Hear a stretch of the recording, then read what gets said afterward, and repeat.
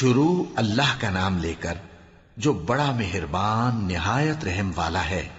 और जब हमने फरिश्तों को हुक्म दिया कि आदम को सजदा करो तो सब ने सजदा किया मगर इब्लीस ने न किया। वो जिन्नात में से था तो अपने परवरदिगार के हुक्म से बाहर हो गया। क्या तुम उसको और उसकी औलाद को मेरे सिवा दोस्त बनाते हो, हालांकि वो तुम्हारे दुश्मन हैं।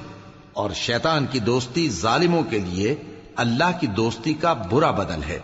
मैंने उनको न तो आसमानों और जमीन के पैदा करने के वक्त बुलाया था और न खुद उनके पैदा करने के वक्त, और मैं ऐसा न था कि गुमराह करने वालों को मददगार बनाता। और जिस दिन अल्लाह फरमाएगा कि अब मेरे शरीकों को जिनकी निस्बत तुम माबूद होने का गुमान रखते थे बुलाओ, तो वो उनको बुलाएंगे मगर वो उनको कुछ जवाब न देंगे।